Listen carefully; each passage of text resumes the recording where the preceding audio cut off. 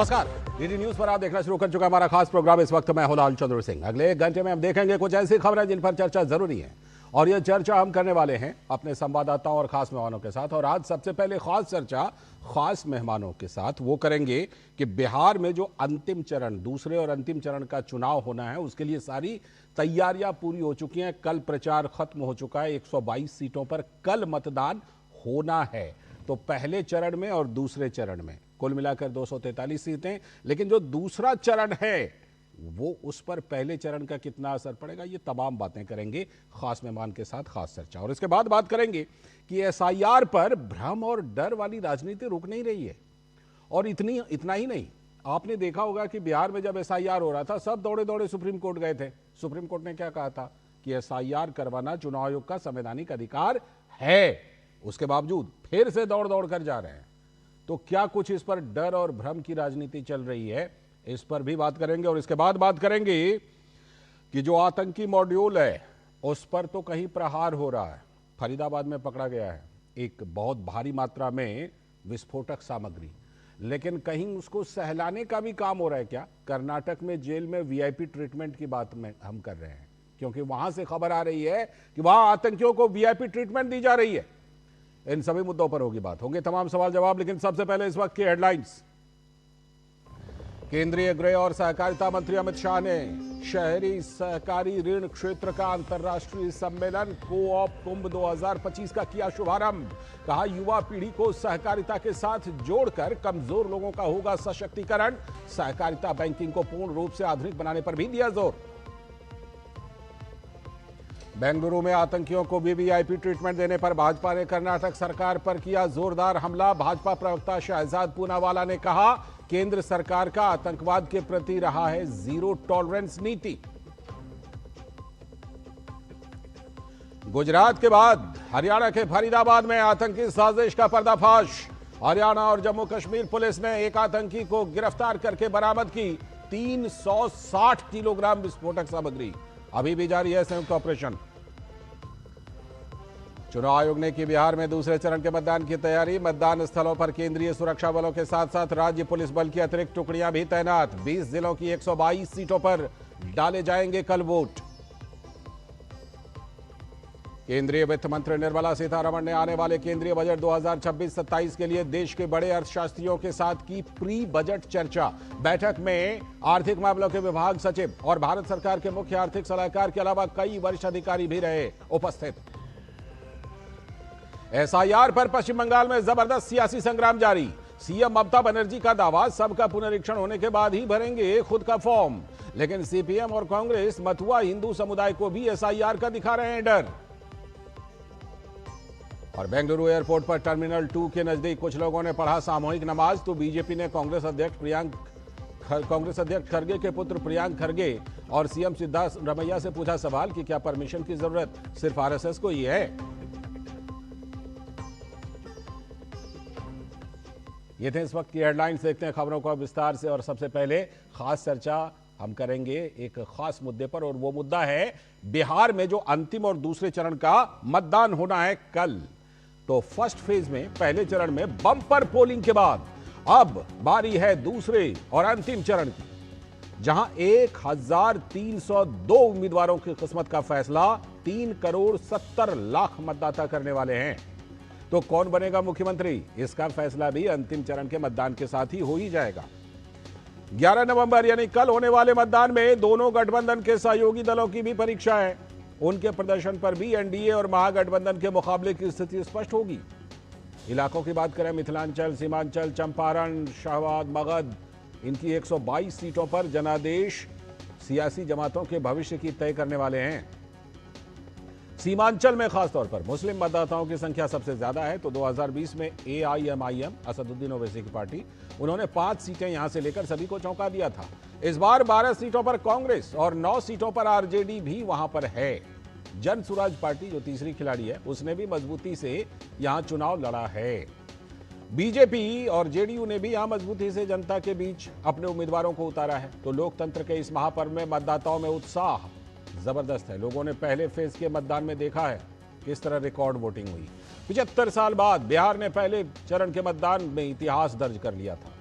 चुनाव आयोग ने एसआईआर के बाद स्वच्छ मतदाता सूची और जनता को इसका श्रेय दिया था, क्योंकि लगभग 65% बम्पर वोट हुआ था, तो इसको हर दल बता रहा था कि ये तो हमारी जीत है, हमारी जीत पक्की हो गई पहले चरण में। ऐसे ही अभूतपूर्व तैयारी चुनाव आयोग ने अंतिम और दूसरे चरण के लिए भी किया है। शांतिपूर्ण मतदान के लिए चुनाव आयोग ने 4 लाख से भी अधिक सुरक्षा कर्मी को चुनाव की ड्यूटी में लगा दिया है। 122 विधानसभा सीटों पर वोटिंग के लिए 45,399 मतदान केंद्र बनाए गए हैं। सुरक्षा के लिहाज से हर बूथ को संवेदनशील माना गया है, लेकिन तेजस्वी यादव भारी सुरक्षा व्यवस्था पर भी सवाल उठा रहे हैं। आरजेडी नेता तेजस्वी यादव चुनाव प्रचार में अपनी सक्रियता का आंकड़ा देते हुए दावा कर रहे हैं कि उन्होंने 171 रैलियां की। एक दिन में 18 रैलियों का उनका रिकॉर्ड भी है। तो रैलियों में यह भी कहते हुए सुना गया कि मेरे पास सिर्फ 5 मिनट हैं, हमने अपने हेलीकॉप्टर को ट्रैक्टर बना दिया है। महागठबंधन के एक बड़े चेहरे राहुल गांधी वोटर अधिकार यात्रा के बाद 2 महीने तक बिहार से नदारद रहे। कुछ रैलियों के संबोधन से उन्होंने वोट चोरी का मुद्दा उठाया, लेकिन ठीक चुनाव के बीच उनका जंगल सफारी भी विपक्ष के निशाने पर आ गया। बीजेपी नेता निशिकांत दुबे का आरोप है कि चुनाव प्रचार से राहुल का इंटरेस्ट ही नहीं रहा है, लेकिन वोट चोरी का रोना रोकर वो अनर्गल आरोप लगाते हुए दिख रहे हैं। उधर एनडीए की ओर से पीएम मोदी ने चुनाव प्रचार में धुआंधार जनसंपर्क अभियान किया। 18 बड़ी रैलियों के अलावा पीएम मोदी ने पटना में रोड शो भी किया था। वहीं केंद्रीय गृह मंत्री अमित शाह ने अपनी मौजूदगी लगभग हर क्षेत्र में दिखाई और 50 से भी ज्यादा छोटी बड़ी जनसभाएं की। योगी आदित्यनाथ स्टार प्रचारकों में काफी लोकप्रिय रहे। 30 से भी ज्यादा रैलियां करके उन्होंने यूपी की कानून व्यवस्था पर लोगों का ध्यान खींचा और बिहार में भी ऐसी ही व्यवस्था की बात कही। वहीं रक्षा मंत्री राजनाथ सिंह से लेकर बीजेपी शासित राज्यों के कई मुख्यमंत्रियों ने भी बिहार के चुनाव प्रचार में जबरदस्त भागीदारी की और मतदाताओं पर प्रभाव छोड़ने की कोशिश भी की। सीएम नीतीश कुमार की बात कीजिए। सीएम नीतीश कुमार पर कांग्रेस और आरजेडी की ओर से उन पर जबरदस्त हमला बोला गया, उनके बीमार होने की अफवाह भी फैला दी गई। लेकिन बारिश के कारण जब तेजस्वी को अपनी रैलियां कैंसिल करनी पड़ी थी, तो नीतीश उस समय भी सड़क मार्ग से पहुंचकर जनता के बीच पहुंच रहे थे और संपर्क कर रहे थे। तो विकास बनाम विकास के संघर्ष में जातीय समीकरण भी पूरा जोर लाया गया है उसका। लेकिन ध्यान देने की जरूरत है कि 2025 का बिहार विकास दर में कई विकसित राज्यों को पीछे छोड़ चुका है।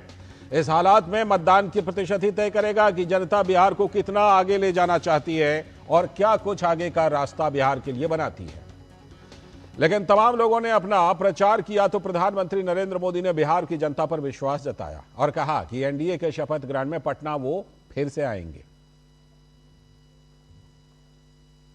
सत्याग्रह की भूमि चंपारण में इस चुनाव अभियान की ये मेरी आखिरी सभा है। मेरा अभियान यहां संपन्न हो रहा है। मैं बेतिया से, पूरे चंपारण से, पूरे बिहार से कहूंगा, अब मैं आज जब आपके पास से विदाई ले रहा हूं, आपके आशीर्वाद लेकर के जा रहा हूं, विजय के पूरे विश्वास के साथ जा रहा हूं। अभूतपूर्व विजय के पूरे वातावरण को मैंने पाया है, देखा है, और इसलिए मैं आज आपको वादा करता हूं, मैं आज जा रहा हूं, आप 11 को वोट डालेंगे, 14 को गिनती होगी और मैं फिर से एक बार एनडीए सरकार के शपथ ग्रहण में फिर से पटना आऊंगा। तो सबके अपने अपने दावे हैं और दावा आरजेडी के नेता तेजस्वी यादव ने भी किया है और उन्होंने कहा है कि बिहार की जनता बदलाव चाह रही है। 171 जो हम लोगों ने रैलियां की पूरे बिहार में, एक सुर से एक आवाज आ रही थी कि इस बार बदलाव चाहते हैं, परिवर्तन चाहते हैं, और पहले चरण में भी लोगों ने इस आधार पर वोट किया।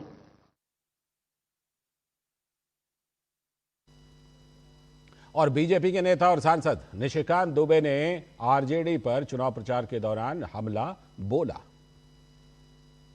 ये चुनाव जो है, आप राहुल गांधी जी चाहते थे कि हिंदुस्तान के वोटर के साथ नहीं हो, बिहार के वोटर के साथ नहीं हो, बांग्लादेश के वोटर के साथ, बांग्लादेशी वोटर को जो आप नागरिक बनाना चाहते थे, और इस चुनाव में आप जो है अपना छुट्टी मना रहे हैं। इसको क्या कहा जाएगा कि जनता के साथ आप धोखा करते हैं, झूठ बोलते हैं। आप जो चंदा मिलता है कांग्रेस को, उसके पैसे से जो है आप अपनी छुट्टी मनाते हैं, और इसको जनता बर्दाश्त नहीं करेगी। कांग्रेस के साथ साथ आरजेडी का भी सुपड़ा आपने साफ करने का मन बना लिया है, इसलिए आप बधाई के पात्र। दावे सभी के अपने अपने हैं, एनडीए का भी, महागठबंधन का भी, लेकिन एक बात तो बिल्कुल साफ है कि जिसको जो भी कोशिश करनी थी वो चुनाव प्रचार के दौरान ही करनी थी। अगर चुनाव प्रचार के दौरान आपने कोशिश में कमी रखी और नतीजा आपके मुताबिक नहीं आया, और आप अगर कहेंगे कि वोट चोरी, तो फिर जनता उसको क्यों सुनेगी?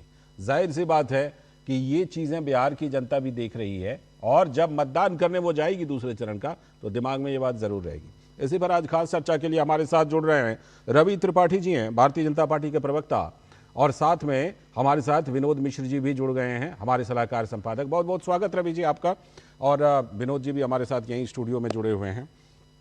मैं पहले विनोद जी से जरा चर्चा को विस्तार देता हूं, आगे चल करके मैं कोशिश करूंगा कि आरजेडी के प्रवक्ता भी जुड़ें, क्योंकि उनको भी बोला गया है जुड़ने के लिए, जुड़ेंगे जरूर। विनोद जी, जिस तरह से हमने देखा कि पहले चरण में तो बड़ा बम्पर मतदान हुआ, और सबने कहा नहीं ये तो हमारे लिए है, ये जो बम्पर मतदान है ये मेरे लिए है, हमारे लिए है। दूसरे चरण की तैयारी भी बड़ी जबरदस्त है। पहले तो यही बताइए, क्या लग रहा है कि बिहार की जनता इस बार भी उसी तरह का बम्पर मतदान करेगी दूसरे चरण में भी? लाल जी, पहले मैं रवि जी का स्वागत करता हूं। ये पुराने पत्रकार हैं, दिल्ली में हमारे आपके बीच में रहे हैं, आज वो नए जिम्मेदारी में हैं वहाँ। बिल्कुल विशेष स्वागत। तो इनका स्वागत है। अभी आरजेडी के प्रवक्ता आ रहे होंगे। तो इम्पोर्टेंट ये है कि बिहार का चुनाव तो इस बार ऐतिहासिक है, अपने आप में ऐतिहासिक है। बिहार के चुनाव को अब मुझे लगता है कि चुनाव के इतिहास में एक अलग तरीके से भी लिखा जाएगा जी। एक तरफ निगेटिव कैंपेन और दूसरी तरफ जो है नीतीश कुमार के उस सुशासन का वो दावा। इसके बीच में जब चुनाव है और इसमें ये भारी मतदान है, तो आप कह सकते हैं कि आपको लोगों को लग रहा होगा कि जनता कंफ्यूज है जी। मुझे लगता है कि ये जनादेश ही इस दोनों के बीच का ये तय करने वाला है। कल आखिरी फेज का चुनाव है, और इस चुनाव में जो दावे हैं रैलियों की, जैसे तेजस्वी यादव अभी प्रेस कॉन्फ्रेंस करके कहा कि हम 171 हम रैलियां किए हैं, लेकिन तेजस्वी यादव ये भूल गए कि अपने ही एक हफ्ता पहले उन्होंने एक रैली में कहा था कि हमें एक दिन में 18 रैली करना पड़ रहा है। 5 मिनट उन्होंने कहा कि मेरे पास सिर्फ 5 मिनट होते हैं रैलियों के लिए। अब ये कहते हुए उन्होंने कहा हमने ट्रैक्टर को, ये हेलीकॉप्टर को ट्रैक्टर बना दिया है। तो आप सोचिए कि ये 5 मिनट में किस तरह की सभा करते होंगे और किस तरह का उनका वो एक इम्पैक्ट छोड़ते होंगे। लेकिन उससे भी जरूर है, ये है कि दावा जब रैलियों की करते हैं तो अब उसमें देखिए कि चिराग पासवान ने तेजस्वी यादव से ज्यादा रैली की। अच्छा, ये भी एक डेटा की बात है। उसके बाद अगर आप देखिए कि पीएम मोदी बिहार के किसी भी क्षेत्र में हो अपनी मौजूदगी दिखाए हैं, और वो एकदम बड़ी जनसभाओं के बीच में दिखाए हैं। पीएम मोदी ने 18 रैलियां की है, अमित शाह ने 30 रैलियां की है, राजनाथ सिंह की भी उतनी रैली है। लेकिन सबसे इंपॉर्टेंट ये है कि जिस नीतीश कुमार को आप एक बीमार मुख्यमंत्री, एक रिजेक्टेड कह के ये एक दावा कर रहे थे, नीतीश कुमार ने 80 रैलियां की है जी, 80 जनसंपर्क, और वो भी उस समय में जब बिहार में बारिश हो रही थी और नेताओं के हेलीकॉप्टर कैंसिल हो रहे थे, तो नीतीश कुमार सड़क मार्ग से 1000 किलोमीटर का सफर तय किया है, बारिश में भीगते हुए भी लोगों के बीच पहुंचे हैं।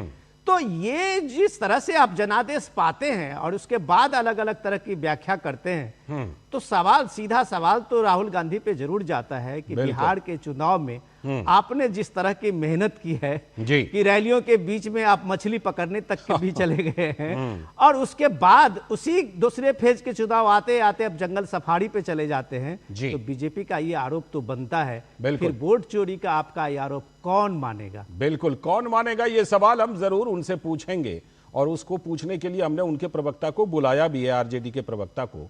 लेकिन आरजेडी के प्रवक्ता अभी तक आए नहीं, इसलिए मैं पहले जरा रवि के साथ ही चलता हूं। आरजेडी के प्रवक्ता जुड़ गए हैं शायद हमारे साथ, डॉक्टर राकेश रंजन जी जुड़ गए हैं क्या? जुड़ चुके हैं, डॉक्टर राकेश रंजन जी जुड़ गए। डॉक्टर राकेश रंजन जी थोड़ा सा धैर्य रखिए ना। देखिए आपकी आवाज नहीं आ रही, जरा अनम्यूट कीजिए, तो अनम्यूट कीजिए एक बार। जुड़ा हुआ। हाँ, अच्छा जुड़े हुए हैं, बहुत बहुत स्वागत राकेश रंजन जी आपका। नहीं, अब आप नहीं चाहते हैं कि मैं जुड़ूं तो बताइए, आपको संपर्क किया गया, आपको जोड़ा गया, दिल खोलकर आपका स्वागत कर रहा हूं। आप कह रहे हैं हम चाहते नहीं है जुड़े। भाई हम तो पल के पावड़े बिछाए बैठे हैं आपके लिए। आइए, बहुत बहुत स्वागत। आप 5 बार बोल चुके कि मैं नहीं जुड़ा हुआ हूं, जबकि सबसे पहले से मैं हूं यहाँ। हाँ, क्या बात है, हो सकता है कुछ ना कुछ तकनीकी खराबी हो, इसको मतलब समझ लीजिए, इसको नॉर्मली लीजिए। राकेश जी बताइए, राकेश जी ये बताइए कि किस आधार पर, राकेश जी ये बताइए कि किस आधार पर आप लोग ये कह रहे हैं कि पहले चरण में आपके लिए मतदान किया है बिहार की जनता ने, और क्या आपको लगता है कि आपकी तरफ से, महागठबंधन की तरफ से वैसी ही कोशिश सभी ने की जैसी कोशिश तेजस्वी जी ने की? बताइए, या दूसरों की तरफ से, आपके सहयोगियों की तरफ से कोशिश में कोई कमी रह गई? बताइए डॉक्टर राकेश रंजन जी। जी शरचंद जी, महागठबंधन के सभी साथी में जी पूरी तन्मयता के साथ जी चुनाव प्रचार में लगे, स्थापित किए, जो एक मूड बना चुकी है बहुत पहले से कि इस बार सरकार बदलना है परिवर्तन के लिए, क्योंकि जनता कंपेयर कर रही है। प्रधान जुमला से शुरू हुआ और झूठ पे खत्म हो गया। वहीं मोतिहारी में 4 बार कह के गए थे कि हम आएंगे तो अगली बार यहीं के चीनी मिल से चाय पिएंगे, लेकिन लास्ट में स्वीकार कर लिए कि हमसे नहीं होगा। तो जनता ये कंपेयर कर रही है कि एक जो गठबंधन है वो कह रहा है कि हम एक करेंगे, और एक कह रहा है कि नहीं हमसे होगा ही नहीं। एक गठबंधन जो है जनता की सम्मान की बात कर रहा है, हर वर्ग के युवा हो, महिला हो, किसी जाति का हो, कोई समुदाय का हो, और एक वर्ग का जो है डिप्टी सीएम खड़ा होकर कह रहे हैं कि नहीं उनके छाती पे बुलडोजर चलाएंगे। एक जो व्यक्ति है वो कह रहा है कि युवाओं से अपील कर रहा है कि अपराधी बनने के लिए, और एक जो कह रहा है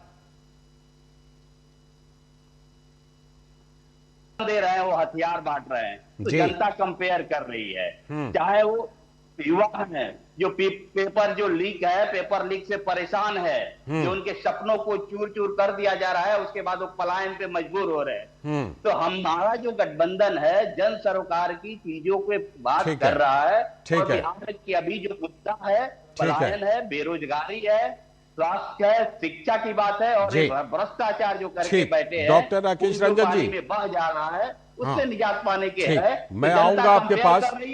ठीक है डॉक्टर राकेश रंजन जी, उत्साह से आई और इस सरकार को बदलने के लिए वोट। डॉक्टर राकेश रंजन जी दोबारा आपके पास आऊंगा, लेकिन जानते हैं इस बीच में मैं एक बात शेयर करूं आपसे। बीच बीच में आपकी आवाज जा रही थी, लेकिन मैं डर के मारे बोला नहीं, क्योंकि मुझे लगा मैं अगर ये बात कहूंगा तो फिर राकेश जी कहेंगे आप चाहते ही नहीं है मैं बोलूं, इसीलिए बीच बीच में वो कह रहे हैं कि आवाज जा रही है। लेकिन सच में बीच बीच में आवाज जा रही थी, लेकिन आपकी आवाज, आपका सारा सेंस हम समझ गए कि आप क्या कहना चाह रहे थे। रवि, पहले तो बहुत बहुत बधाई इस नई भूमिका में। रवि, आपको विनोद मिश्र जी जिक्र भी कर रहे थे, हमारा भी अपना एक संपर्क और इतिहास रहा है। बहुत बहुत स्वागत रवि आपका। अब ये बताइए कि जो आरोप डॉक्टर राकेश रंजन जी लगा रहे हैं, जितनी कमियां गिना रहे हैं, इन कमियों के बावजूद प्रधानमंत्री कह रहे हैं कि शपथ ग्रहण समारोह में आऊंगा, और पहले चरण में एनडीए के लिए जबरदस्त वोटिंग की है, दूसरे चरण में भी बिहार की जनता करेगी। किस वजह से ये कॉन्फिडेंस है एनडीए को और बीजेपी को? रवि, लालचंद जी, चूंकि हम दोनों ने 2005 का ऐतिहासिक चुनाव भी कवर किया था, याद कीजिए, जिसमें जंगल राज का खात्मा हुआ था, जिसको कहा जाता है, जिसमें राष्ट्रपति शासन लागू हुआ था, उसमें भी हम लोग आए थे, और जिसमें नीतीश कुमार मुख्यमंत्री बने थे अक्टूबर वाले चुनाव में, उसमें भी हम आए थे। तो हमने देखा था कि कैसे बदलाव हुआ, कैसे जंगल राज से जो अभी पलायन की बात भाई साहब कर रहे थे। हम 3 लोग यहाँ बैठे हैं, 4 लोग हैं कुल मिला जुला के, लालचंद जी हो, मैं हूँ, विनोद जी हो, तमाम ऐसे लोग हैं जो इसी बिहार में जो शिक्षा प्रणाली थी, जहाँ एग्जाम्स नहीं हो रहे थे, जिसकी वजह से हम पलायन करके दिल्ली गए थे पढ़ाई लिखाई करने, जहाँ कई साल तक सेशन लेट चलता था। उसके बाद क्राइम था, हमने 94 में अपने बड़े पिताजी को खोया इसी जंगल राज की वजह से, हमने कई दोस्तों के पिताजी और उनके भाई माताओं को खोया है। तो लोग उस चीज को भूले नहीं है। देखिए, प्रधानमंत्री मोदी का विश्वास इसलिए है, उन्होंने विकास किया है, तो जो विकास करता है, जो काम करता है ना, जो स्टूडेंट्स पढ़ाई करता है, उसको भरोसा होता है कि वो रिजल्ट लेकर आएगा। इसीलिए वो भरोसा है उनको कि वो ओथ सेरेमनी में आएंगे और सलीके से काम होगा और कहीं ना कहीं बहुमत आराम से आ रहा है। और वजह देखिए ग्राउंड पे क्या है कि 2005 से पहले जो बिहार को लोग गड्ढे में लेकर गए थे, उस गड्ढे को भरने का काम किया गया। गड्ढे को भरने के बाद से आपने डेवलपमेंट का काम शुरू किया। यहाँ सड़क है, यहाँ बिजली है, यहाँ पानी है। 24 घंटे में गांव में बैठा हूँ, अभी जहाँ आपसे बात कर रहा हूँ, यहाँ गांव में बैठा हूँ, क्योंकि चुनाव का समय है, क्षेत्र में घूमना है, लोगों से मिलना है। तो बिजली 22 घंटे 24 घंटे बिजली रह रही है। सड़क ये है कि पटना से आपको अगर मोतिहारी आना है तो पहले 5 घंटे 6 घंटे लगते थे, आज 2 से ढाई घंटे में आप मोतिहारी पहुंच जा रहे हैं। घर घर पानी है, नल जल योजना है, सुरक्षा है, किसी भी रात वक्त में यहाँ घर से निकल के बाहर जा सकते हैं। तो ये तमाम सारे जो काम किए हैं जिससे कि आपको कॉन्फिडेंस है। और आपने 2005 का बिल्कुल जिक्र किया, और 2005 का जिक्र एनडीए ने विनोद जी हर बार किया है। 2005 के पहले की स्थिति प्रधानमंत्री से लेकर के, और अभी हमारे चैनल पर बैठे रवि त्रिपाठी जो बीजेपी प्रवक्ता हैं, वो 2005 से पहले की स्थिति दिखा रहे हैं। कहीं ना कहीं तेजस्वी यादव के लिए ये एक बहुत बड़ा बैगेज रहा।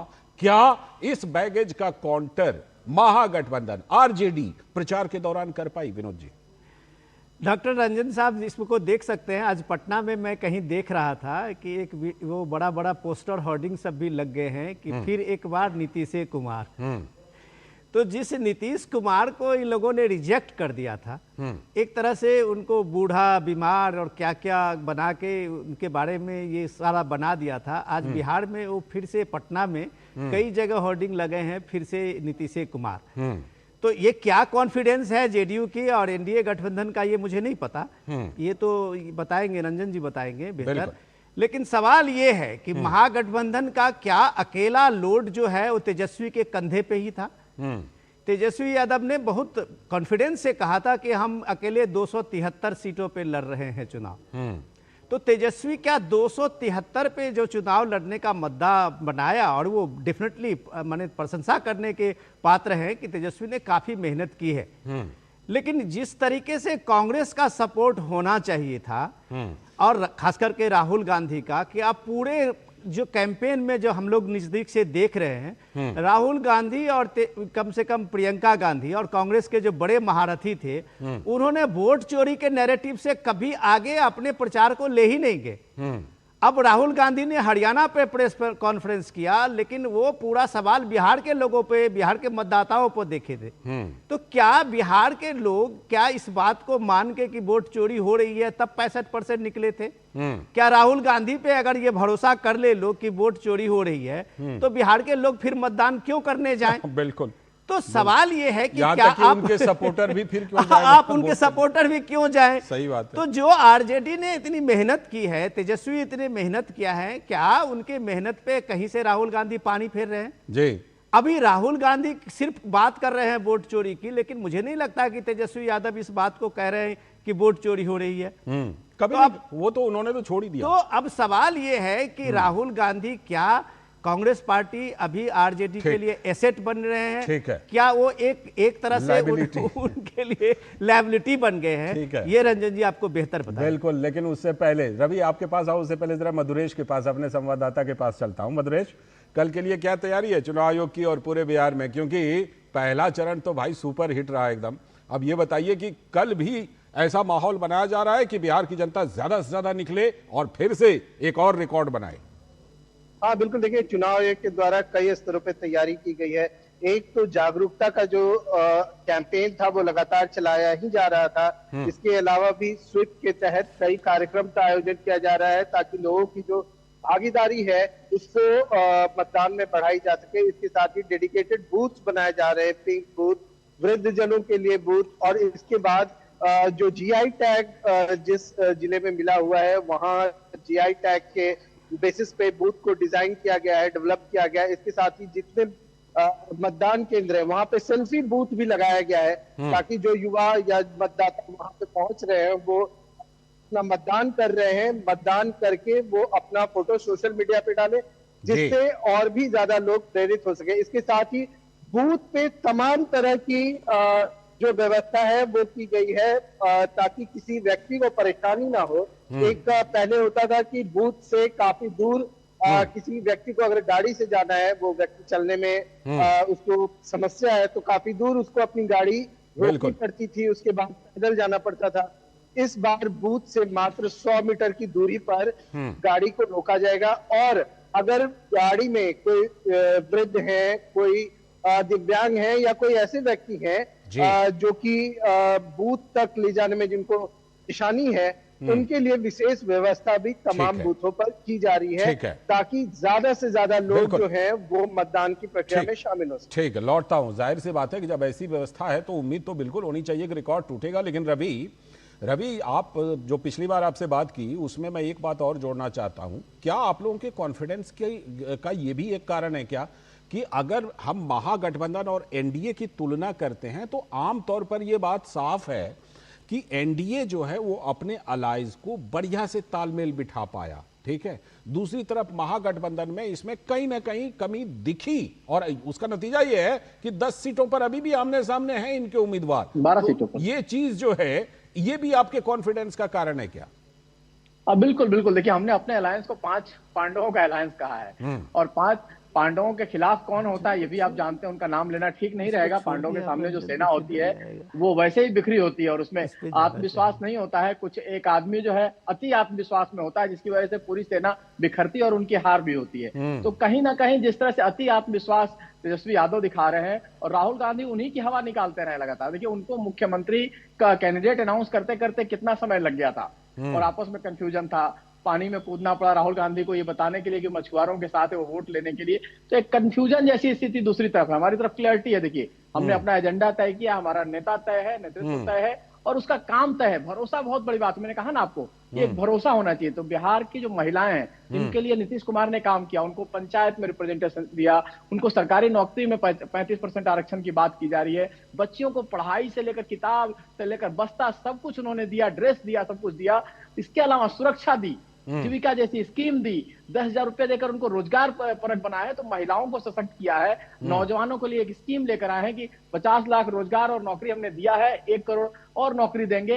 हर जिले में फैक्ट्री लगाएंगे, प्लांट लगाया जाएगा, मेगा स्किल सेंटर खोला जाएगा, कई सारे औद्योगिक सेंटर खोले जाएंगे। हमने कई सारे एयरपोर्ट खोले हैं। आज की डेट में आप जान रहे हैं बिहार में एयरपोर्ट कई सारे हैं। उसके अलावा मेडिकल कॉलेज खोले जा रहे हैं, आईआईटी बिहार में हो रहा है, इंटरनेशनल एयरपोर्ट हो रहा है। तो क्या नहीं है बिहार में? लोग चाहते हैं कि फिर यही सरकार रहे बिहार में। बाहर बा नीतीश सरकार बा, नीतीश सरकार बा में कोई दिक्कत, ठीक है, अब कहने में कोई दिक्कत नहीं है लोगों को। अब देखना पड़ेगा 14 तारीख को नीतीश सरकार बा या कोई और सरकार बा। लेकिन डॉक्टर राकेश रंजन जी, कहीं ना कहीं आप भी इस बात को महसूस करते हैं क्या कि जो एनडीए से अगर तुलना की जाए महागठबंधन की, तो एक तो सीटों को फाइनल करने में भी कहा कि बीमार हैं पटना में, डॉक्टर हैं दिल्ली में, ये मुकेश सहनी जी की बात बता रहा हूं। और आज भी क्या हकीकत है? हकीकत यह है कि 10 सीटों पर नूरा कुश्ती हो रही है आपकी। हाँ, तो कहीं ना कहीं आपको ये रियलाइज हो रहा है, महसूस हो रहा है कि इस मामले में एनडीए आपसे आगे बढ़ गया, समन्वय के मामले में, तालमेल के मामले में? बताइए। एनडीए आगे रहता तो प्रधानमंत्री जी प्रचार छोड़ के नहीं भागे रहते। रही बात तो अभी कर रहे थे, और ये विनोद जी तो अनंत सिंह जी से भी आगे निकले। अनंत सिंह जी 250 बता रहे थे जीतने के लिए, और विनोद जी 273 विधानसभा की भी लिस्ट रखे हुए। मैं 1 मिनट में आपके पास थोड़ी देर में लौटता हूं। इस समय रविशंकर प्रसाद जी बीजेपी का प्रेस कॉन्फ्रेंस कर रहे हैं। तो वहाँ आप लोगों से मिलना तो होता था, लेकिन राष्ट्रीय मंच से पार्टी के मिलना कम हुआ। तो लगभग 1-1.5 महीने के बाद आपका स्वागत है। मित्रों, चुनाव प्रचार समाप्त हो गया है। कल दूसरे चरण की वोटिंग है बिहार में। आज मैं पार्टी के राष्ट्रीय मंच से बहुत विनम्रता से कहूंगा कि भारतीय जनता पार्टी एक निर्णायक, प्रभावी और ऐतिहासिक विजय की ओर एनडीए के साथ बढ़ रही है। I mark my word, the BJP along with the NDA is going to register a decisive, sweeping and historical victory in the Bihar Assembly elections. स्वाभाविक है, प्रचार खत्म हो गया है, लेकिन विपक्ष इतना हताश हो जाएगा हमको उम्मीद नहीं थी। मुझे बताया गया है कि तेजस्वी जी ने आज प्रेस किया है। आपको मालूम है एक साइलेंस पीरियड होता है ना, जब चुनाव का प्रचार खत्म हो जाता है, उस प्रदेश में लागू रहता है। अब उन्होंने अपनी सारी स्कीम गिनवा रहे हैं और उसके बाद मुख्यमंत्री कार्यालय से विपक्ष के लोगों को पकड़वाने की योजना बन रही है। हमने कहा ये तो लगता है आपने हाथ गिरा दिया, सरेंडर कर दिया। इसे कहते हैं हताशा की पराकाष्ठा। चुनाव हारने में आप पहले से ही बहाने ढूंढ रहे हैं। लेकिन एक बात मैं जरूर कहना चाहूंगा, to put the record straight. श्रीमान तेजस्वी जी ने आज एक बात कही है कि सारी इंडस्ट्री बीजेपी राज्यों में ही क्यों लगती है, बिहार में क्यों नहीं लगी है, तमिलनाडु में क्यों नहीं लगती है। मैं एक शब्द का प्रयोग कई बार करता हूं कि राहुल गांधी होमवर्क नहीं करते हैं, तो हमें लगता है कि राहुल गांधी के संपर्क में आके तेजस्वी बाबू का भी वही हाल है। थोड़ा होमवर्क करिए, आप मुख्यमंत्री की दावेदारी में बैठे हुए हैं, बनेंगे तो कभी नहीं।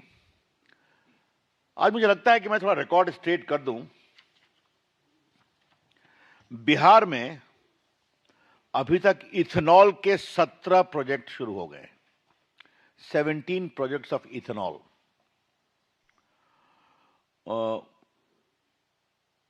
भारत सरकार ने उपलब्ध कोटे में पहला बार पूरा कर लिया है, आगे और बढ़े ये हम लोग कोशिश करेंगे। बिहार टेक्सटाइल इंडस्ट्री और बैग क्लस्टर का बहुत बड़ा एक क्षेत्र डेवलप हुआ है। आज मैं अपने दिल्ली के पत्रकार मित्रों को बताना चाहूंगा, बेतिया, मधुबनी, पटना, बेगूसराय जिले में टेक्सटाइल के प्रमुख रूप से निवेश किया गया है, जो निम्न प्रकार हैं।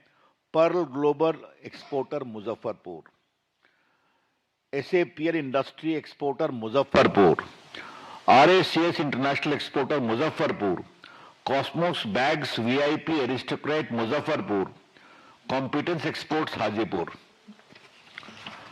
ये तेजस्वी का जवाब मैं दे रहा हूं। Zeal rainwear, India's largest rainwear, Hajipur. Modular exports factory लग रही है। पटना में RK industry manufacture of Ralph Lauren shirts, आपको मालूम है। बेगूसराय आदित्य बिरला ग्रुप की इंडस्ट्री लग रही है। मधुबनी में मॉडलेना RPM fab Ludhiana based industry आ रही है। बिहार बिस्कुट इंडस्ट्री का फूड प्रोसेसिंग में बहुत बड़ा केंद्र बन गया है। तो मुझे बताना जरूरी है, ब्रिटानिया इंडस्ट्री हाजीपुर पटना में, सोबिस्को बिस्किट सिकंदरपुर पटना में, अनमोल बिस्किट किशनगंज में, Pramanam Kurkure snacks AFP, Varun beverages Begusarai और कोको कोला कंपनी का बेगूसराय बक्सर में आ गया। बेगूसराय बक्सर में सज्जाद, हमारे कंस्टिट्यूंसी में बिस्कुट काफी आया है, देख रहे हो कि नहीं देख रहे हो? हैं? बिल्कुल। तो ये मैंने सीधा बता दिया।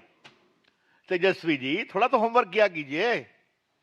बिहार में एक भी फैक्ट्री नहीं आई, क्या मतलब है इसका? और अभी जो मेरे पास आंकड़े हैं, आपकी जानकारी के लिए, 1.18 लाख करोड़ रुपए का एमओयू साइन किया गया है। उसमें काफी एग्जीक्यूट हो रहा है। ये सब क्यों हो पाया, और ये बताना भी जरूरी है, क्योंकि बिहार का वातावरण आतंक, अपराध और खौफ से फ्री हुआ। इसलिए इन्वेस्टमेंट हुआ, लोग आए, इन्वेस्टर्स आए और आगे और आएंगे। तो ये एक बात मुझे रिकॉर्ड को स्ट्रेट करना था। बाकी सारी बातें आप जानती हैं। लेकिन हम लोग जो जीत रहे हैं 20 साल के बाद भी, इसका सबसे बड़ा कारण क्या है? Trust factor. और आज जब मैं यहां हूं तो प्रधानमंत्री ने कितनी सभाएं की, गृह मंत्री ने कितनी की, भाजपा के राष्ट्रीय अध्यक्ष ने कितनी की, आपको बताया जाएगा। डिटेल्स हम आपको दे देंगे। लेकिन जो सबसे बड़ी बात है, प्रधानमंत्री ने रोड शो किया, अमित शाह जी ने रोड शो किया, माननीय योगी आदित्यनाथ जी ने रोड शो किया, कई और नेताओं ने रोड शो किया। मैं पटना में अपने प्रधानमंत्री के साथ उनके रोड शो में था। आपने टीवी पर देखा होगा। 11 साल से वो देश के प्रधानमंत्री हैं। मेरे लोकसभा के चुनाव में भी वो आए थे और मेरे ऊपर चुनौती थी कि हमें कोशिश करनी है कि उससे संख्या आगे बढ़े। वो भी बहुत ऐतिहासिक हुआ था और मैंने पूरे रूट में मैं एक एक दुकानदार के घर गया, दुकान पर गया था पानी में भीगते हुए कि आपको आना है, निमंत्रण दिया था। मतलब क्या भीड़ आई थी भाई, हम लोग अवाक रह गए। प्रधानमंत्री की लोकप्रियता ये क्यों है कि नीतीश जी के साथ साथ प्रधानमंत्री से लगाव कि इन दोनों की जोड़ी बिहार के विकास को आगे बढ़ाएगी। ये एक बहुत बड़ी बात जो मैं आपको कहना चाह रहा था। तो एक तीसरी बात कहनी है। सीधा प्रसारण आप देख रहे थे। रविशंकर प्रसाद भारतीय जनता पार्टी के हेडक्वार्टर पर प्रेस कॉन्फ्रेंस कर रहे थे और खास तौर पर तेजस्वी यादव ने जो सवाल उठाए थे उद्योग धंधों को लेकर उसका पूरा जवाब दे रहे थे। लिस्ट लेकर गिना रहे थे कि बिहार में कितने उद्योग धंधे लगे हैं और तमाम मुद्दों पर अपनी बात रख रहे थे। तो आज हमारी चर्चा भी तो बिहार चुनाव पर ही है। हमारे साथ सारे मेहमान भी जुड़े हुए हैं। डॉक्टर राकेश रंजन जी की बात अधूरी रह गई थी, सीधे उन्हीं के पास चलते हैं। डॉक्टर राकेश रंजन जी, अपनी बात पूरी कीजिए आप। जी अलचंद जी, आप किसको सुना रहे थे? उनको सुनता कौन है? पता नहीं है कि जब बिहार की जनता उनसे पूछती है, जब वो आते हैं कि अपने बेटे को क्या गड़बड़ झाला करके सुप्रीम कोर्ट में वकील बनाए थे और मंत्रालय में क्या गड़बड़ झाला किए थे जिसे मंत्रिमंडल से बाहर होना पड़ा। रविशंकर प्रसाद जी के ऊपर व्यक्तिगत छोड़ दीजिए ना, छोड़ दीजिए व्यक्तिगत। फिर वो जो है पता नहीं क्या क्या कहेंगे कि कैसे जमीन खरीदी, कैसे नौकरी दी, वो फिर बहुत सारी बातें होने लगेगी। बिहार में 24 घंटे बिजली दे रहे हैं लेकिन स्ट्रॉन्ग रूम जैसे संवेदनशील जगह पे बिजली कट जा रही है। तो सोचिए, जब उतने संवेदनशील जगह पे बिजली कट जा रही है या काट दी जा रही है, तब इसका मतलब तो गांव में क्या देते होंगे बिजली? 5 पांडव बता रहे थे, माझी जी इन्हीं के अलाई, इनको दुर्योधन बता रहे हैं, कौरव बता रहे हैं। और ये लोग जो कह रहे हैं, जितने आप देखे ना शेरो शायरी कि जुल्म करो मत, जुल्म सहो मत, जीना है तो मरना सीखो, कदम कदम पे लड़ना सीखो, ये कौन बोल रहा था? और रही बात नीतीश जी की, तो नीतीश जी को एनडीए ने रिजेक्ट किया। अभी तक तब अपना सीएम फेस भी नहीं डिक्लेयर किया। और नीतीश जी को जैसे जैसे लगने लगा इन लोगों को कि हमारी जो है जमीन खिसक रही है, जैसे जैसे अपना पाला बदलते मैं जवाब ले लेता हूं। और यही बदला नीतीश जी का वोटर जो है इस बार एनडीए से ले रही है। तो इनके पेट में दर्द हो रहा है। ठीक है रवि, जल्दी से एक लाइन में जवाब दीजिए। काउंटर तो पैसा रुपया तो आप दे ही देंगे जिस प्रकार घूस रवि, दे रहे हैं 10,000। ठीक है लाल भाई ये नेचुरल अलायंस देंगे, ये साथ अननेचुरल अलायंस हुआ था 2015 में। 2022 में जो नहीं रह सके इनके साथ। नीतीश कुमार हमारे नेचुरल पार्टनर हैं और उन्होंने सबसे पहले एनडीए के साथ 20-25 साल का रिश्ता है और हमने काम किया है। 2005 से 10 एनडीए की सरकार रही लाल जी। हर कोई जानता है कि 2005 से 10 चलिए में अच्छी बात है कि दोनों गोल्डन एरा माना जाता ने है। अपनी अपनी बात रखी। कल बिहार की जनता को कल जो है ना दूसरे चरण का निर्णय लेना है। उम्मीद यह है कि बिहार की जनता बिहार के पक्ष में और बिहार के अच्छे भविष्य के लिए निर्णय लेगी। शुक्रिया रवि जुड़ने के लिए, शुक्रिया राकेश रंजन जी, मधुरेश आपका भी शुक्रिया और विनोद जी आपका भी शुक्रिया। फिलहाल वक्त है ब्रेक का। ब्रेक के बाद लौटेंगे तो बात करेंगे एसआईआर पर क्या कुछ चल रहा है।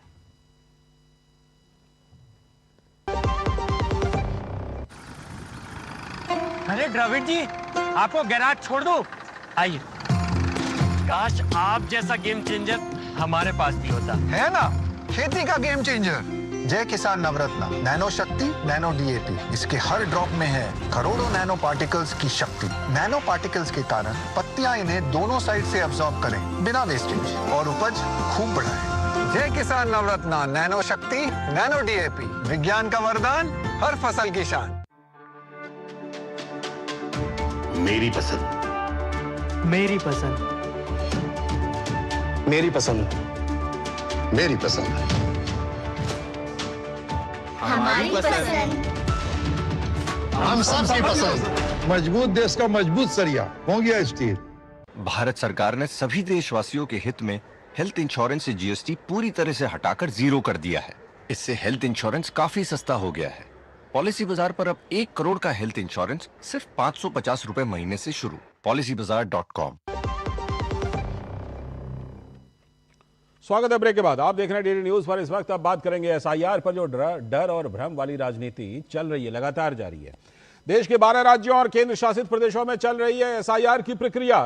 तो विपक्ष शासित कई राज्यों में विपक्षी पार्टियां कर रही हैं एसआईआर का बड़ा जबरदस्त विरोध। पश्चिम बंगाल में ममता बनर्जी और उनकी पार्टी टीएमसी सबसे अधिक खिलाफ में दिखाई पड़ रही है।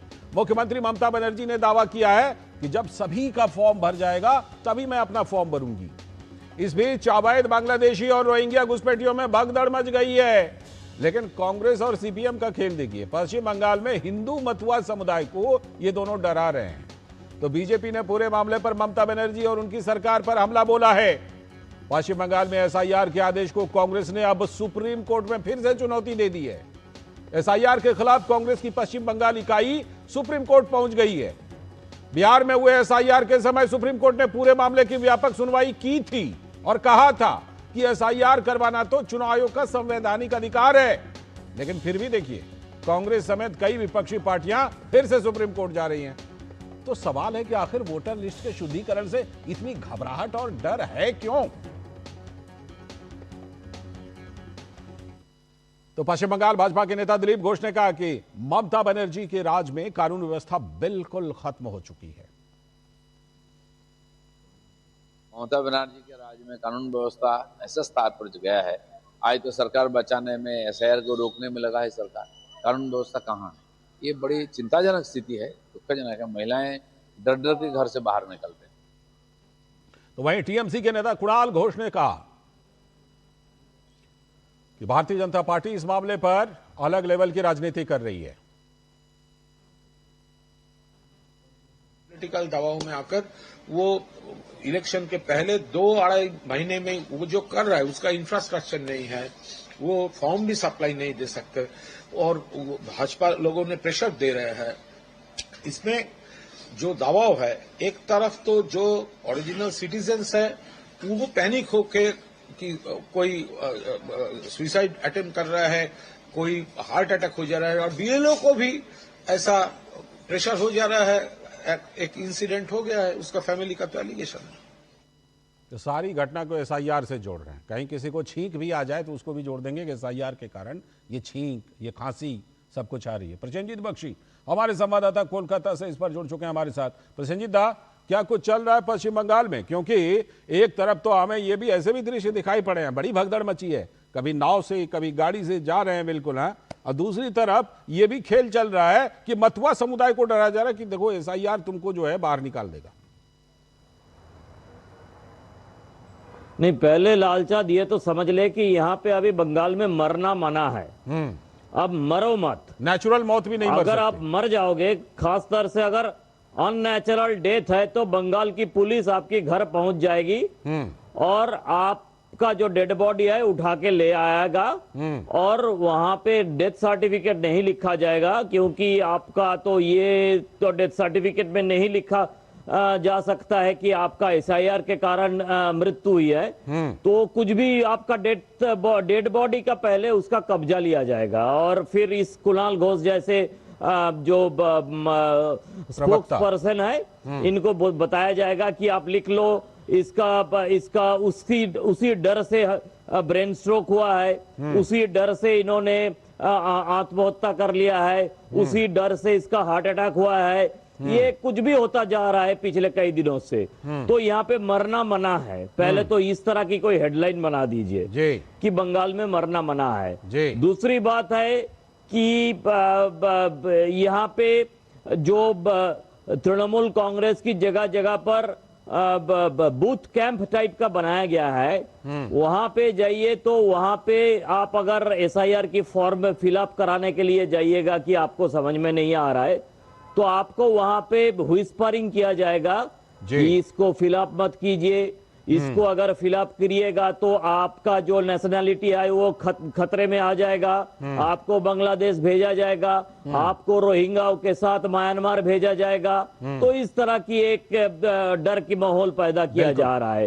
तो एक अजीब अजीब टाइप का एक राजनीति तृणमूल कांग्रेस की तरफ से किया जा रहा है। और अब ममता बनर्जी सिलीगुड़ी जाके भूटान को, जिस भूटान में प्राइम मिनिस्टर है, उस भूटान को अभी चेतावनी दिया जा रहा है कि अगर बारिश का पानी आप ऊपर से छोड़ोगे तो आगे जाके हो सके तो हमारा बारिश का पानी नीचे से ऊपर भूटान की तरफ हम भेजना शुरू करेंगे। कुछ भी हो रहा है यहाँ पे। ठीक है, ममता बनर्जी जी हैं, कुछ भी बोल सकती हैं, लेकिन प्रसन्नजीत दा ये बताइए जरा कि जिस तरह से कि ये पूरी प्रक्रिया चल रही है, ममता बनर्जी ने भी अपना एक कई दिनों तक भ्रम रखा, फॉर्म लिया कि नहीं लिया, लिया है तो भरा कि नहीं, अब कह रही हैं कि नहीं सबका एक करके भरवा देंगे फिर अपना भरूंगी। इस पर कुछ कंक्रीट पता चला ममता बनर्जी के स्टैंड के बारे में?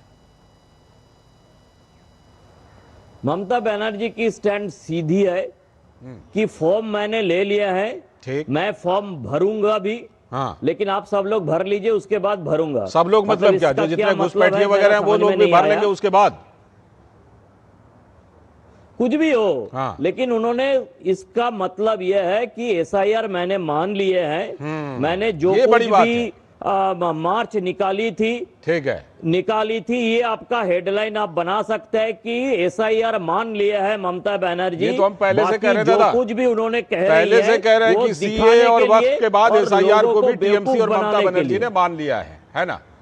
ये तो हम पहले से डिस्कस कर ही रहे हैं। मान लिया है। शुक्रिया, शुक्रिया। किसके बाद कर फॉर्म फिलअप करेगी, किसके बीच में फॉर्म फिलअप करेगी, किसके पहले फॉर्म फिलअप करेगी, वो तो सिर्फ समय की बात है। सब लोगों को बेवकूफ बनाने की बात है, वो फॉर्म फिलअप करेगी। ठीक है, शुक्रिया दादा जुड़ने के लिए इस मामले पर, आगे भी बात करते रहेंगे। फिलहाल आपका बहुत बहुत शुक्रिया। अभी वक्त है ब्रेक का, ब्रेक के बाद बात करेंगे कि देश में एक तरफ आतंकी मॉड्यूल पर कड़ा प्रहार चल रहा है, लेकिन दूसरी तरफ जेलों में आतंकियों को वीआईपी ट्रीटमेंट दी जा रही है। इसी पर करेंगे बात ब्रेक के बाद।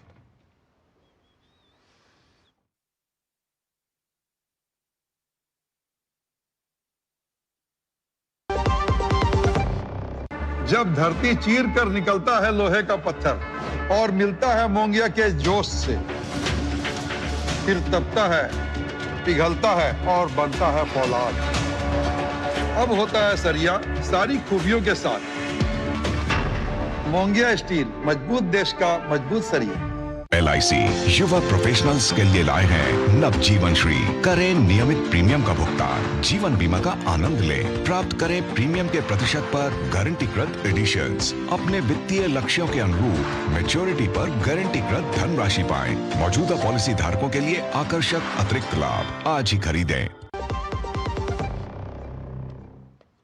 स्वागत है ब्रेक के बाद। आप देख रहे हैं डीडी न्यूज पर। इस वक्त अब हम एक खास मुद्दे पर बात करने वाले हैं कि आतंकी मॉड्यूल पर कहीं पर तो देश में ही कड़ा प्रहार हो रहा है और कहीं पर जेलों में आतंकियों को वीआईपी ट्रीटमेंट। दरअसल हरियाणा पुलिस ने जम्मू कश्मीर पुलिस की टीम के साथ फरीदाबाद में एक बड़े आतंकी मॉड्यूल को ध्वस्त कर दिया।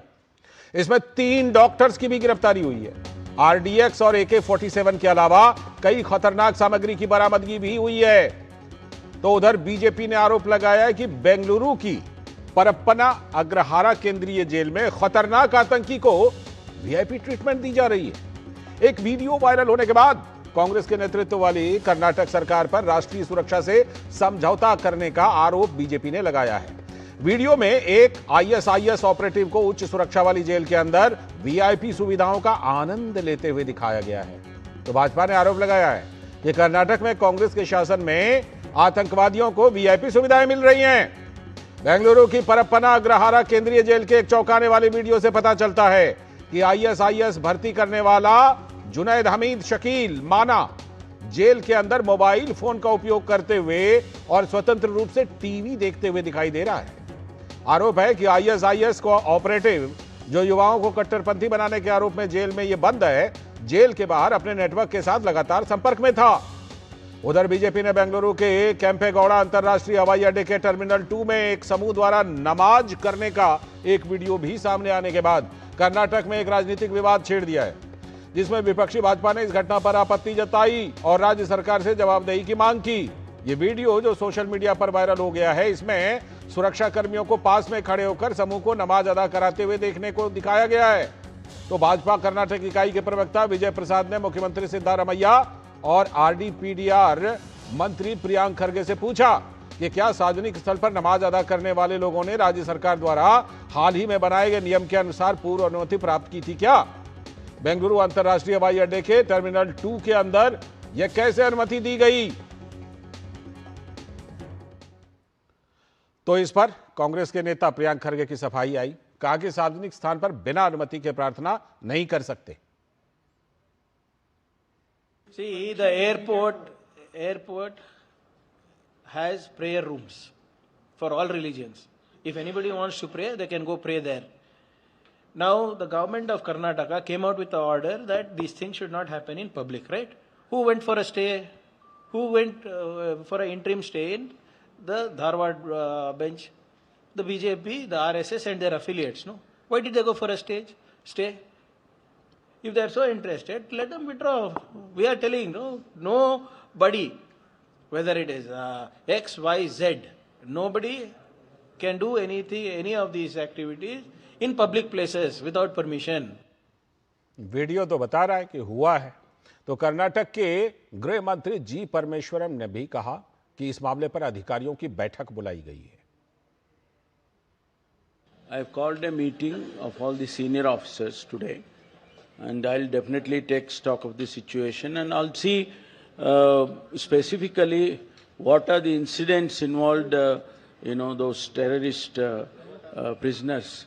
Also, some of the videos we have seen, somebody supplying liquors, drugs, and telephones, and all these things, mobile phones. All these things I have called a meeting of senior officers. We'll look into it. और jail में जो VIP treatment वाला मामला है, उस पर भाजपा ने कर्नाटक सरकार के ऊपर आतंकवादियों को वीवीआईपी ट्रीटमेंट देने का आरोप लगाया। कांग्रेस पार्टी जिसने हमेशा आतंक के प्रति और खास करके इस्लामिक जिहादी आतंक के प्रति एक बहुत ही नरम और सॉफ्ट कॉर्नर अपनाया है, कर्नाटका की सरकार के द्वारा वहां पर जेल में कैद इस्लामिस्ट जिहादी आतंकवादी को वीवीआईपी ट्रीटमेंट दिया जा रहा है। तो भारतीय जनता पार्टी ये आरोप लगा रही है, पूरा मामला है क्या? ये दोनों मामला बेंगलुरु से ही है। ज्योति हमारी संवाददाता बेंगलुरु में ही मौजूद हैं, सीधे चलते हैं ज्योति के पास। ज्योति, सबसे पहले तो ये बताइए कि ये नमाज पढ़ने वाला मामला क्या है भाई, और दूसरा ये भी बताइएगा कि ये जेल में साफ तौर पर वीडियो में दिखाई दे रहा है, दोनों मामलों का वीडियो है, फिर कांग्रेस कैसे डिनाई कर रही है? लालचंद जी, पहले आपने जैसे कहा बेंगलुरु एयरपोर्ट टर्मिनल 2 पे वहाँ पे कुछ मुस्लिम लोग वहाँ पे प्रेयर कर रहे थे। वो वीडियो अभी सोशल मीडिया पे वायरल हो रहा है। बीजेपी के स्पोक पर्सन इसी वीडियो को लेकर, not only BJP spoke person, social media पे इसका चर्चा चल रहा है, क्योंकि अभी अभी राज्य सरकार ने आरएसएस की जो एक्टिविटीज पे प्रतिबंध लगाई थी, क्योंकि अगर कुछ करना है, पथ संचलन पे प्रतिबंध लगाई थी। उन्होंने कहा था कि प्रियोर परमिशन चाहिए, पूर्वानुमति चाहिए। तो जैसे आप वहाँ पे नमाज कर रहे हैं, पूर्वानुमति लेते क्या वहाँ पे? क्योंकि यहाँ पे कांग्रेस का डबल स्टैंडर्ड माइंडसेट भी दिखाई देता है। अगर आरएसएस हो तो वो एक पॉलिटिकल ऑर्गेनाइजेशन है, आरएसएस अगर डंडे लेकर गए तो कम्युनल वायोलेंसेस को प्रचोदन करते हैं, ऐसे कांग्रेस नेताओं स्टेटमेंट्स देते हैं। लेकिन यहाँ पे अभी ठीक है, प्रियंक खरगे उन पर एक्यूजेशन आएगा, इसलिए वो कह रहे हैं कि प्रेयर रूम है एयरपोर्ट में। लेकिन जो वीडियो ऐसे सरफेस हो रहा है, सोशल मीडिया पे वायरल हो रहा है, इसमें साफ नजर आ रहा है कहीं ना कहीं एक ही कौम को, एक ही धर्म को कांग्रेस सरकार यानी स्टेट गवर्नमेंट कुछ मतलब कंसेशन दे रहे हैं, ऐसे सोशल मीडिया पे चर्चा हो रहा है। हर जगह पे यही क्वेश्चन पूछ रहे हैं कि जेल वाला जो मामला है ज्योति, उसमें भी वीडियो में दिखाई दे रहा है कि उसको वीआईपी ट्रीटमेंट, वो मोबाइल पे टीवी देख रहा है, खेल रहा है मोबाइल पे। वो कोई मामूली सा इंसान नहीं है, वो एक टेररिस्ट है। मन्ना है वो आईसिस रिक्रूट करता था, मुस्लिम युवाओं को रेडिकलाइज करके इलीगली सीरिया को ट्रांसपोर्ट करता था। वहां से उस आतंकवादी के हाथ में, आप वीडियो पे भी देख सकते हैं, मोबाइल लेकर, मोबाइल है उसके पास, मोबाइल से एंजॉय कर रहा है और चाय पी के एंजॉय कर रहा है, उसके पीछे टीवी भी है। मतलब एक आतंकवादी, उसके ऊपर इतना केसेस है, उस आतंकवादी के हाथ में अगर फोन दिया तो कितना घातक हो सकता है। वो उसी नेटवर्क से किसी से भी बात कर सकता है, मतलब देशद्रोह काम भी कर सकता है। उसी के साथ साथ series of rape and murder convict, उसका नाम है उमेश रेड्डी, उसके ऊपर 18 केसेस है, सुप्रीम कोर्ट ऑलरेडी उसे कन्विक्ट मान चुका है और आदेश भी दिया है और 30 साल तक उसे सजा भी सुनवाई है। उस बंदे के हाथ में 2 एंड्रॉइड मोबाइल और बेसिक सेट भी था, टीवी था, और एक बंदा रन्या राव गोल्डन स्मगलिंग केस में तरुण राजू, वो भी वहां पे मोबाइल यूज कर रहा था। ये कैसा माहौल है, सब लोग यही पूछ रहे हैं, बीजेपी से लेकर आम जनता भी यही पूछ रहे हैं। जिस तरह की ये एक्टिविटी दिखाई पड़ रही है ज्योति, जितना तंदुरुस्त दिखाई पड़ रहा है और जैसी एक्टिविटी दिखाई पड़ रही है, उसे तो लगता है ये जो बाहर में रह के काम कर रहा था वो जेल के अंदर से कर रहा है। शुक्रिया, सवाल तो उठेंगे ऐसे में। बहुत बहुत शुक्रिया ज्योति जुड़ने के लिए, दोनों मामलों पर जानकारी देने के लिए। और इसी के साथ आज के इस वक्त में इतना ही। पूरी टीम को दीजिए अनुमति। नमस्कार।